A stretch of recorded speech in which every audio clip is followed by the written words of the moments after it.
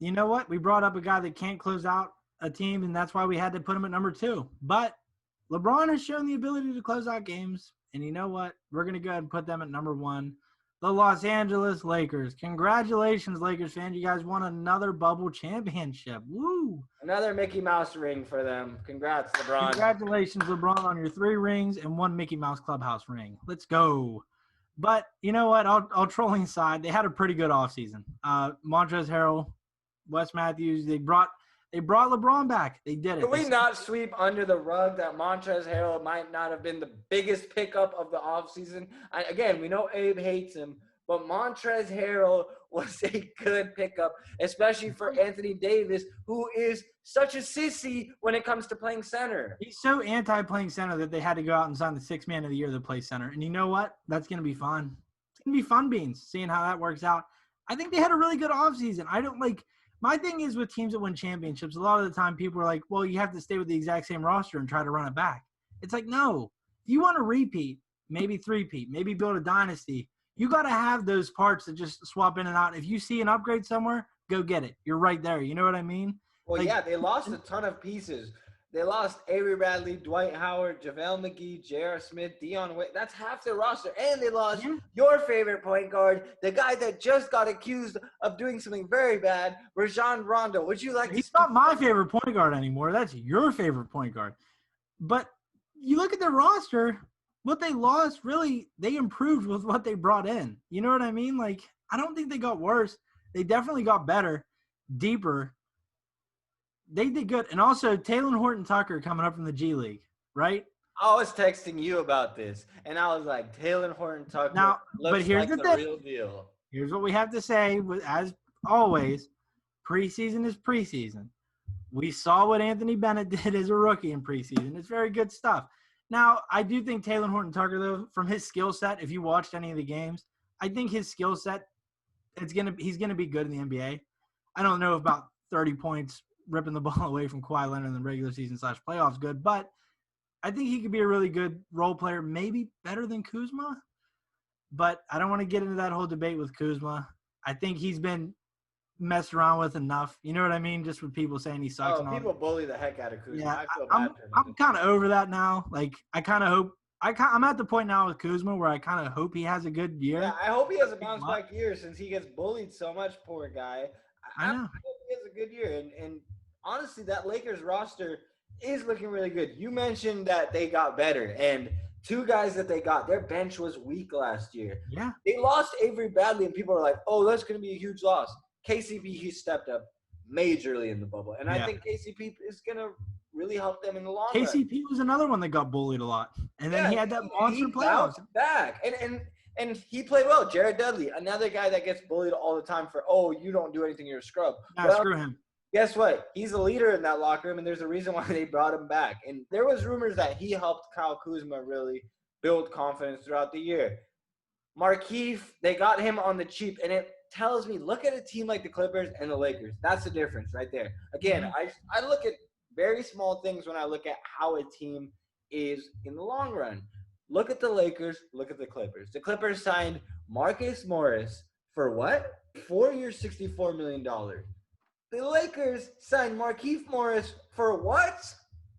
Markieff Morris signed a 1-year, $2 million contract. And, hey, you can argue Marcus Morris is a much better player. Yeah, but how much is much better? Okay, whatever. But not that much of a financial difference. Is he $62 million better? But you know what else you mentioned? Their bench was weak, right? What does a team with a weak bench do? They look at the 6th man of the year voting list and they say, you know what? Let's go get the top 2 guys. They got Montrezl Harrell, who might end up starting at center. I'd imagine he probably does. But Dennis Schroeder's there now. I don't think it's a gimme he starts either. But even if he does, like, their bench is improved. Caruso is a legit guy off the bench that you can have on your team. Defensively, high IQ. He's a good player. Their roster, it gets a lot of flack, right? I mean, people like to judge it. All last offseason, me included, people didn't really believe in them. They thought weak bench, weak supporting cast around AD and LeBron, but it shut everyone up. They won. Granted, you can argue maybe they had an easy road to the finals. I don't think – but like I said earlier, I don't think that's fair. to really judge off that kind of stuff. Because if you win a championship, you win a championship. You know what I mean? Any team, like, you can't mock a team for winning a game they're supposed to. You know what I mean? Well, yeah, they had the roster to win the championship, and they did what they were supposed to do. But, yeah, people are upset about it. Speaking of championships, let's go to LeBron in our first buy or sell about what he had to say about his Mickey Mouse championship. There's, things of that nature. But, the conversation is going to always be had, and it's great for debates because they want to compare errors, they want to compare players and who they've seen. The one thing that I know for sure, that I've been a part of two teams that's won the two hardest championships in NBA league history. The 2016 Cavs coming back from 3-1 versus 73-9 team, being down 3-1 versus one of the best teams that ever been assembled. Two-time MVP. And then what we went through in the bubble. And if you were not in a bubble, you don't quite understand it. You will never, ever understand how hard it was to win that championship, to be able to motivate yourself, to be this is literally out of your whole comfort zone. No family. I didn't see my family for 8.5 weeks. And then it was just my wife. I didn't see my kids until I got out of the bubble, 96 days. Everything you're accustomed to, your own bed or your chef, your sleeping pattern, you're so accustomed to, for me, I'm a routine guy. And when my routine is like knocked off, it's like, I don't know, it's hard for me to center myself. So I'm with you. I'm literally in the bubble at times, like in my room, literally seeing the walls like this, like The Shining. Just blood. Just like blood coming down my walls. I go in the hallway, it's like two kids on a tricycle. I'm like, oh, holy what is going on? I got to go home. I'm ready to leave. There is LeBron James claiming that this, okay, I'm going to say this with a straight face, all right? So Laker fans, don't be mad. Sorry. There's LeBron claiming that the Lakers won two of the hardest championships ever. Caleb, buy or sell, those are the two hardest championships ever. I agree with the 3-1 comeback. And I'm going to say this one. I agree with the bubble being a really hard championship to win. You got to think about this. Traveling. There's no traveling. Everybody's getting top-notch treatment. Their bodies are getting rested, getting good night's sleep, working out in the same spot. They get into a pattern. Players start to develop confidence shooting in a gym. I'm going to say that it was a hard championship to win. I think players were all really rested. I'm going to agree. Stop being sarcastic. You're selling. I'm being dead serious. So because they're rested, that means that it's a harder championship to win. Okay, so see, this guy's a straight troll. He's pretty much the Cardinarchs. I sell because there's no way you can tell me that LeBron's Mickey Mouse ring, the last year that they won a championship this past year, was the hardest championship ever. LeBron has had to play four superstars. He has played teams much tougher than this in the past. The Miami Heat, with Goran Dragic hurt, with Jimmy Butler hurt, with Bam Adebayo hurt, yeah, they won a championship, but LeBron is saying that because, yes, I agree. As far as not being able to see your family, being stuck in a bubble, being stuck in like a college campus where you get, kind of buffet-style foods, yeah, you have to live your life like an average person. Sorry, our life isn't as glamorous as theirs is. I'm not trying to be that person. Yeah, you guys have a higher standard. That's fine. That's okay. I get it. I get that. But don't say it's the hardest championship. I get it was very difficult. You can argue that, hey, this championship was just as difficult as winning another championship in the regular season with all the stuff going on. I agree with that. But to say that this is the hardest championship ever, that's called Cap City. Disagree. Move on, goddammit. Number 2. Played a lot of center in the playoffs and did it quite well. So what kind of mix do you want and anticipate of you playing the 4 and 5 this year? I think in these first couple of days of camp, we kind of just toy with it a little bit. We playing some 5, we playing some 4. I'd say Marcus, defensive player of the year. He can guard bigger guys. And then, Trey is a fighter. So, we lost 2 guys who, Javale and Dwight, who played our 5 spot, but I think we got 2 guys, who One can be undersized, but has a lot of dog and a lot of fight to play against anybody, about anybody. And then, obviously, in certain cases, I'll also play the five. So there's Anthony Davis. Speaking on Montrezl Harrell and how excited he is to have him there as his partner. Caleb, my question to you. Anthony Davis and Montrezl Harrell are the best big man duo in the league. Buy or sell? I'm going to buy because we talked about this with the Pelicans one. Zion and Adams, I mean, there's really not that many traditional big man duos anymore. And I think Anthony Davis alone, top 5 player, Montrezl Harrell just won 6th Man of the Year. He's going to be starting next to him. Stop disrespecting Tyler Zeller and Bismack Biyombo. Yeah, no, it's not. I'm never going to stop disrespecting them. I'm going to say that, yes, this Lakers big man duo is the best in the league. Shout out to Laker fans. You guys win again. Congrats. Butthurt Celtics fan speaks there, and Butthurt Kings fan agrees. Bye. Best big duo in the league. There's not many others. Zion and Adams doesn't really come close by any means. Anthony Davis is the best big man in the league. Montrezl Harrell is the 6th man of the league. Put them together. You know what will happen. So that's all I really have to say. Let's move on to our last one. Number 3. When I heard the comment that Kyrie made, I wanted to, not only find the whole transcript, but also call my people. Yeah. Send me the whole transcript.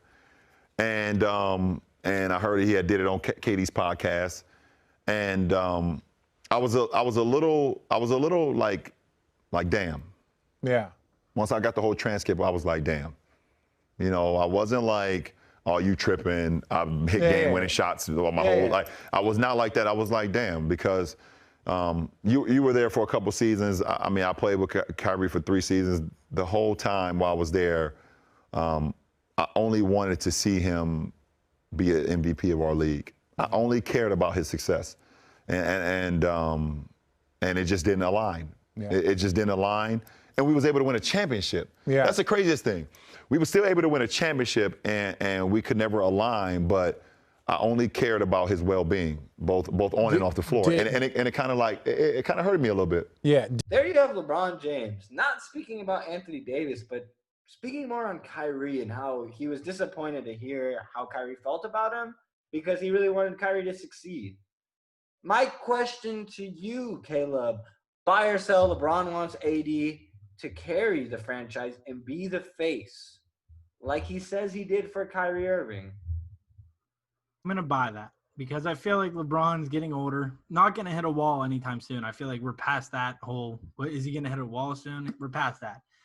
He's good, but I feel like he wants Anthony Davis to kind of be the superstar. You know what I mean? Like, I feel like in a way, LeBron was comfortable in Cleveland being the number 2, letting Kyrie be the main guy. And I feel like Kyrie didn't want that. You know what I mean? Like, I feel like Kyrie thought LeBron was trying too hard, you know what I mean, to make a relationship work between them because we know they weren't the closest. But I feel like Anthony Davis in LA, that's where his dad wanted him to go. That's where he wanted to be. And let's face it, LA is more attractive than Cleveland. So and I will say this. This is where I can't really agree with you. I don't think LeBron really gave up that role when he was in Cleveland. I feel like he's like, Cleveland is my home. Cleveland is my city. You got drafted here. This is my city. They love me more. I'm the number 1 guy. This will forever be LeBron's home, right? Yeah. But then the Lakers, he looks at it like this. And LeBron looks at it like, bro, how old am I? Okay, I'm getting towards the end of my career. I want Anthony Davis to be that face. I'm going to buy it. I think he wants Anthony Davis to be it. But I don't think he wanted it with Kyrie. Anthony Davis, he realized he's getting older.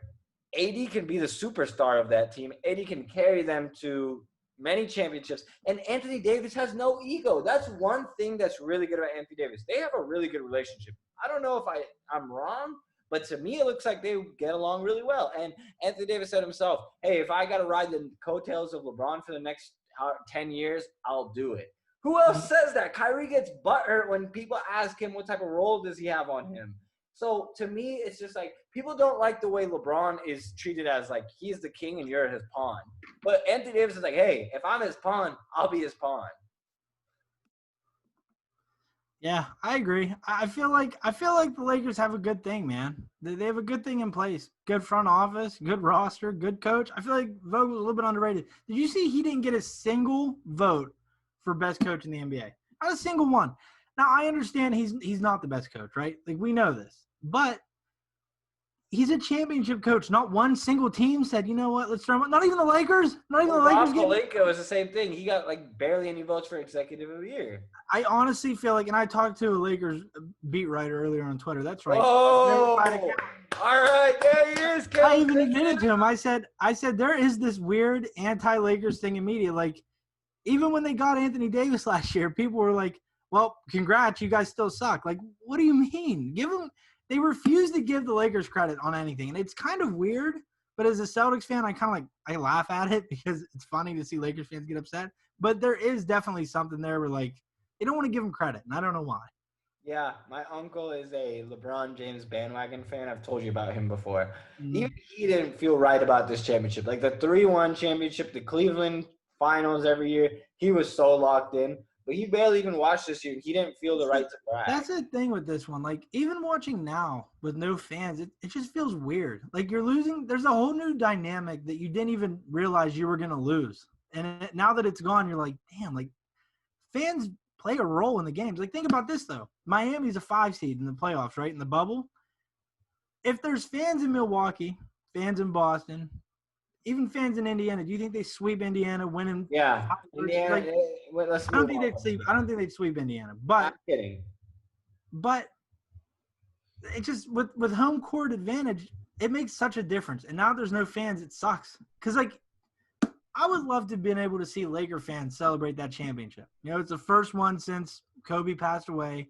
That's a big thing. And I really wish that fans could have been there to experience that. They still didn't even have a championship parade. That's what sucks. Like, you can't call a championship without the parade, without the celebrations, without all of that. It just doesn't work. Like, and that's why I think at the end of the day, all this really is a Mickey Mouse clubhouse ring. Like, I don't think that this really does much for LeBron's legacy. I'm playing. I'm going to give the Lakers credit. Congrats to the Lakers for winning the championship. Do you think they could repeat? Yeah, congrats to the Lakers for only needing to have LeBron James wanting to sign in the flashiest place in the world. That's the only reason why he came there. And Anthony Davis forcing his way out of the New Orleans Pelicans. Congrats, Lakers. I mean, you guys really earned that championship. With all the players that you drafted, oh, yeah, Kyle Kuzma, the guy that sucks and the guy that barely gets minutes. Yeah, you guys did a great job drafting a championship team, just like the Warriors did. Wow, good job. You guys. Oh my gosh, would you stop it? Relax. Give them credit.